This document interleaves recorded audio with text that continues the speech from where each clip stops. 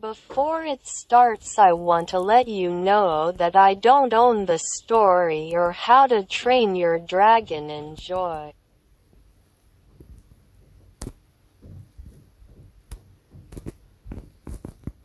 No, you go first. Okay, so this chapter was harder for me to write. I mean, I know exactly where I want to take this, it's just wording it so all makes sense to the reader. Trial and error, I guess. Help me get better, please, and let me know what you think.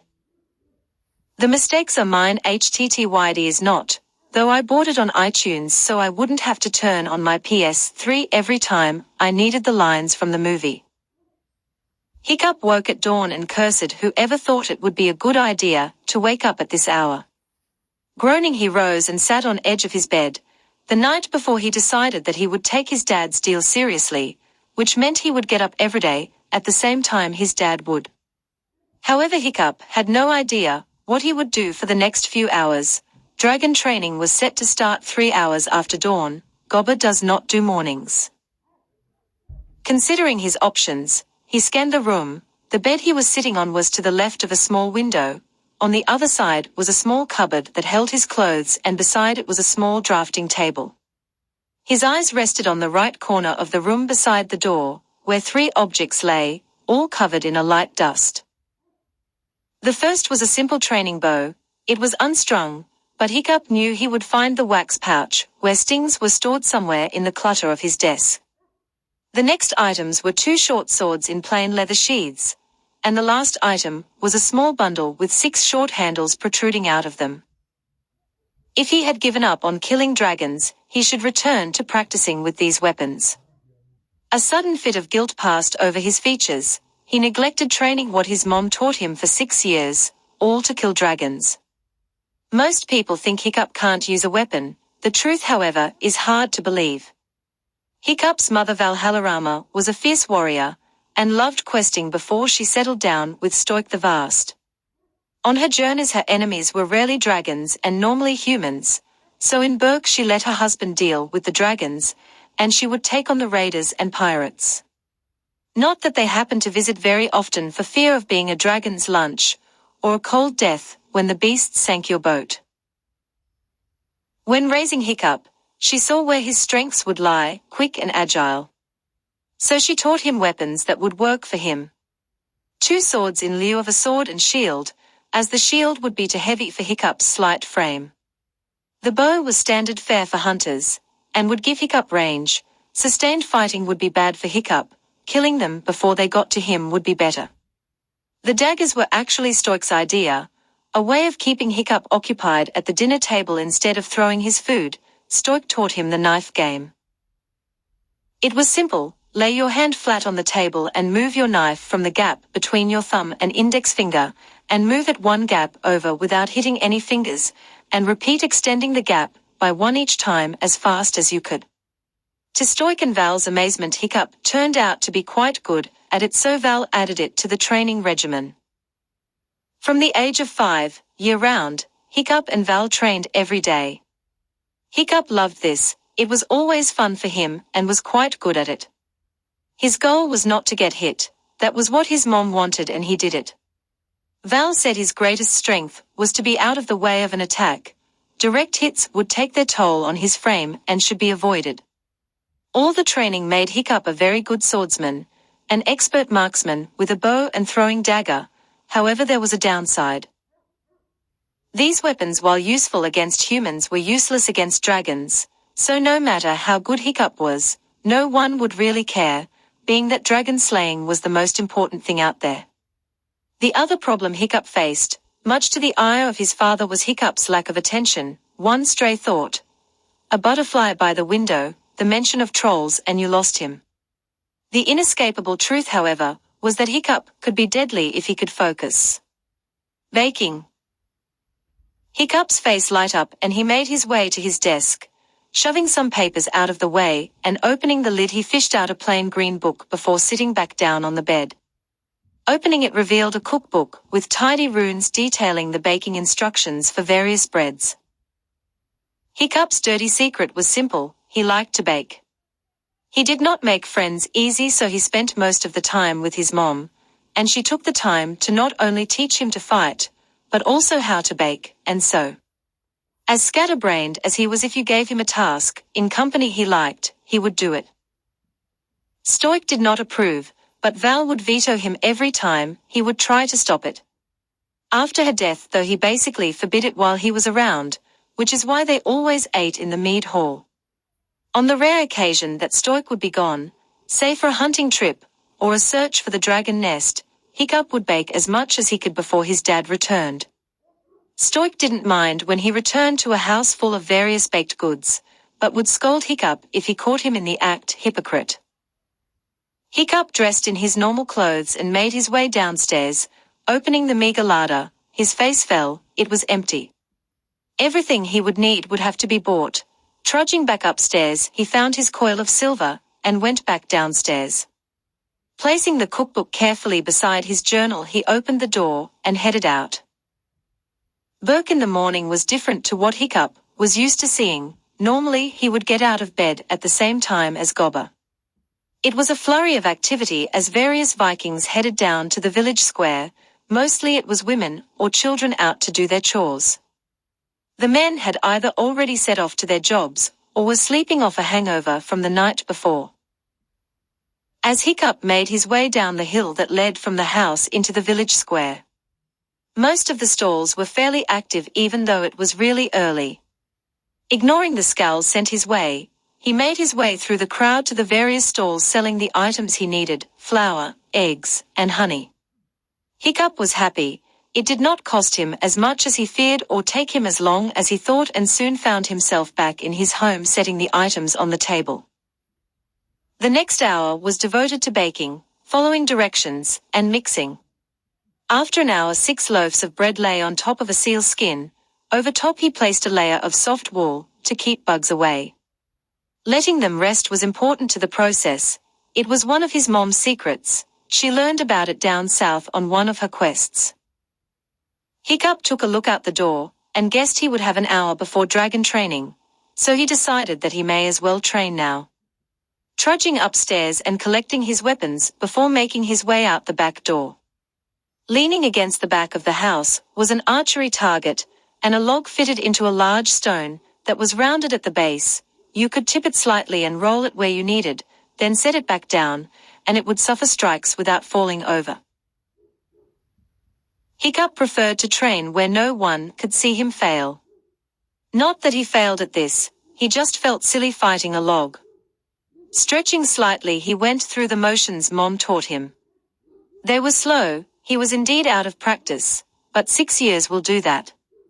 Ducking and weaving away from imaginary blows before delivering quick stabs or slices. Then he would dart back.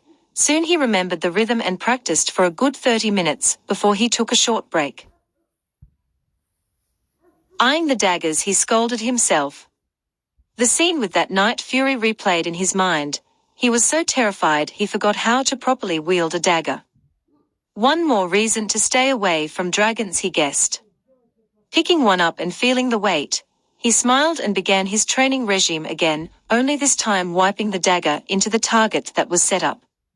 Off-center, but that was to be expected. Garbing the other 5 weapons, he took aim and released his ammo one at a time. Hiccup's aim was off, not by a huge margin, so walking over he pulled the daggers out before retreating and repeating. Spending 15 minutes practicing with the daggers paid off. While he was nowhere near what he was able to do, it was a start. Moving on to the bow produced similar results, but it took him far less time to get his aim back. Before he knew it, time was up and he would have to head to the kill ring. Stashing the weapons inside, Hiccup set off, through the village, taking the left path, which led to the bridge to the kill ring. When he made it across, he saw Gobber standing off to the right. However, the surly expression he was wearing on his face melted when he noticed something on Hiccup. "You were baking," Gobber accused. His eyes narrowed and looked all over Hiccup for something. Hiccup looked down and noticed the flowery handprints on his vest and tunic where he had wiped off the excess. Nodding, he wiped off as much of the flour as he could, not wanting the other teens to notice. "Well, did you bring me some?" Gobber asked excitedly, and Hiccup laughed. "I haven't baked it yet. Have to let it sit," Hiccup smiled, but added quickly, "But don't worry, I made you a loaf." Gobber's face lit up and he smiled. He looked like he was about to say something before a new voice cut in. "Made a loaf of what?" Hiccup turned to see Astrid Hofferson, a 5'3" blonde with eerily blue eyes. She was clad in her normal apparel, shoulder armor, a blue and white tunic which was tucked into her belt and covered by a pleated armored skirt. Hiccup blushed slightly and he couldn't really come up with a cover, so he just told her. Hi Astrid. I made a loaf of bread for Gobber." Hiccup felt awkward. He was sure Astrid wouldn't mention anything. She never did pick on him. "You can bake?" she asked with a raised eyebrow. Hiccup nodded and Gobber laughed. "Can he bake?" "The boy there makes the best bread ever, even better than Val. Odin rest her soul." Gobber actually started to drool a little. "And those lightly honeyed bun things. Oh, you have to make those." Hiccup. His eyes glazed over and Hiccup and Astrid shared a confused look. "It was honey bread." Could you not tell the others about that?" Hiccup asked, ignoring his mentor. Astrid looked over at Hiccup. She wouldn't tell anyway, it wasn't her business. But as a Viking it was good policy to see what you could get out of any situation. "Okay, I won't say a thing. But I want a loaf of bread," Astrid said with a devious smirk. "If it can do that," pointing at Gobber, "it has to be good." Hiccup simply nodded. He always made extra. Voices could be heard from the other side of the bridge, and Hiccup looked across to see the other 4 teens. Fishlegs Ingerment was a large, rather tall, and a complete nerd. He wore a giant bearskin shirt and green leggings. The next 2 were the Thorson twins, Roughnut and Toughnut. They were tall, lanky, and if they were not fighting each other, they were with Snotlout picking on Hiccup. Bringing up the rear was Snotlout Jorgensen, Hiccup's cousin and chief tormentor. Large, brutish and stunk to high Asgard, the perfect Viking. When he noticed Hiccup, he sneered in disgust before standing by the other teens. Gobber snapped out of his bread-induced coma and called them all to attention while Hiccup stood to the right of Gobber, leading them down into the kill ring, a large stone clearing about 80 meters in diameter, with 5 heavy wood doors on the other end. Astrid was the most eager to start. She gripped her axe confidently. "No turning back," she said, looking around. "I'm hope I get some serious burns," Toughnut said excitedly.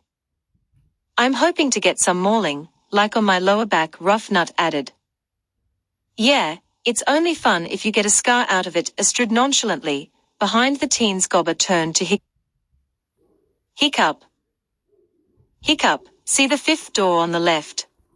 Gobber pointed with his prosthetic. "Go stand by the door, release, and when I give you the signal, open the door," Gobber said quietly, then waved Hiccup away, who looked slightly green at the prospects of sicking a dragon on the other teens.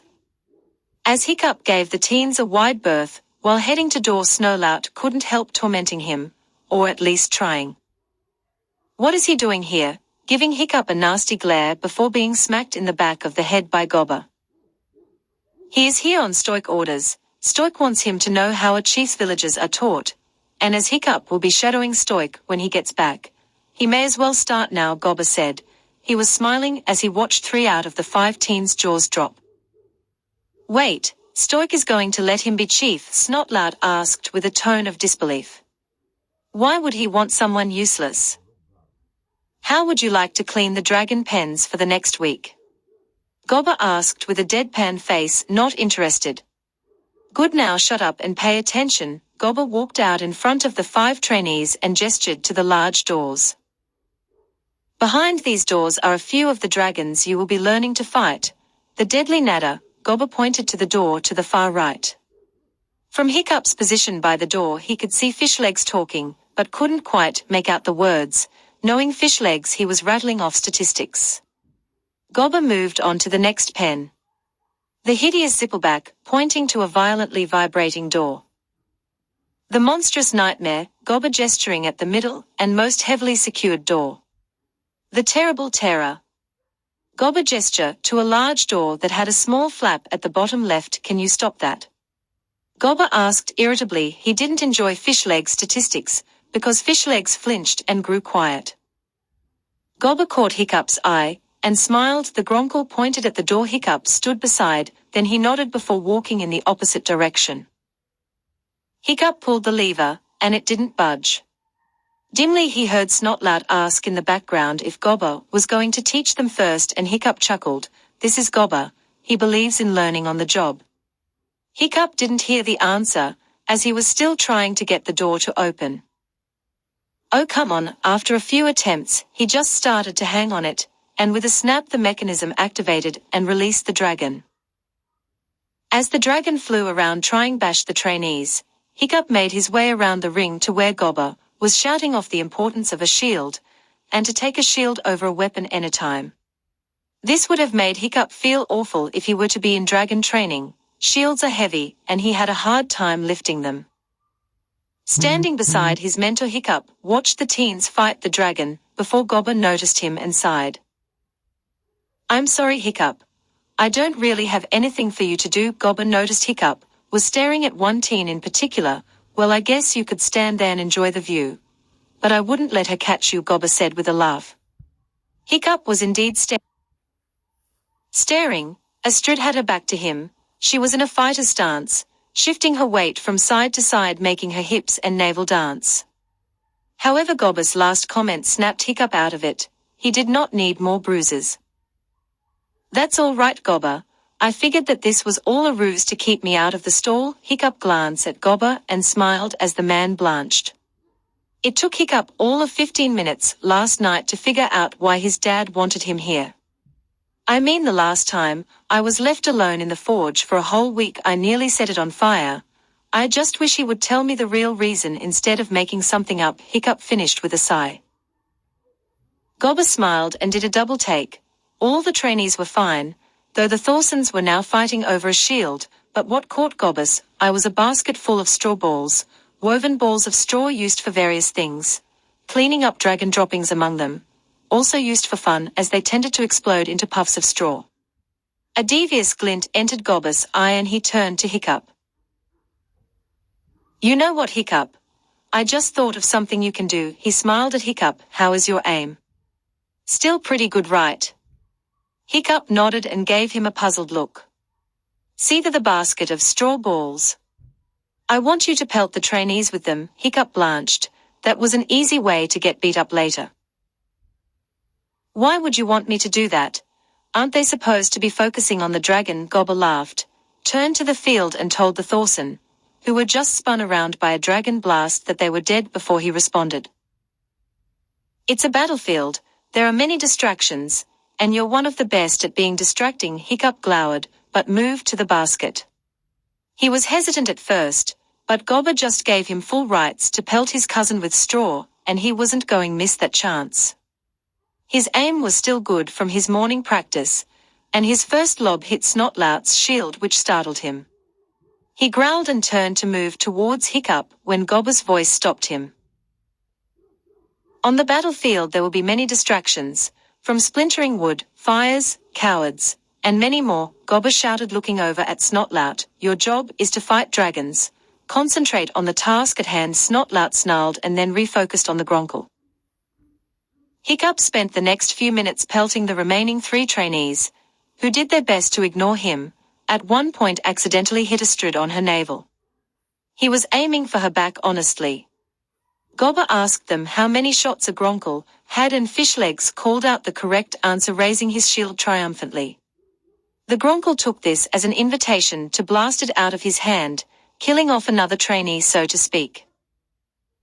With 2 trainees left and Hiccup out of things to throw, he simply watched. As Astrid performed a roll, she ended up beside Snotlout, who tried to hit on her. Astrid simply rolled away, as Snotlout was killed by the 4th shot.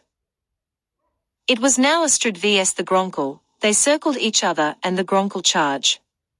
Astrid rolled away, but it was sloppy and the Gronkle clipped her, She landed roughly and sprang to her feet in time to block the fifth shot. The shot knocked her flat on her back and the Gronkle opened its jaws to release its final shot, only to have Gobber place his prosthetic in its mouth and jerk its head up and to the right. The ball of flammable gas exploded on the far wall, and Hiccup moved over to the door mechanism waiting as Gobber wrestled the beast into the pen before he closed the door, which he managed much better than opening. Hiccup then followed Gobber to where the teens were waiting in the center of the ring. Remember, he looked at Astrid, they always go for the kill. With this he dismissed the trainees. Hiccup stood rooted to the spot for a moment, they always go for the kill.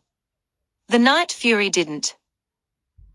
Okay, so the chapter was longer than I thought as well, and I wanted something for Hiccup to do, but the only options were make up something random, or have him stack shields neatly. At least with the rest of the dragons, I have ideas. But I found the image of Hiccup pelting people with balls of straw that exploded amusing. He also is a teenager, so he is kinda pervy.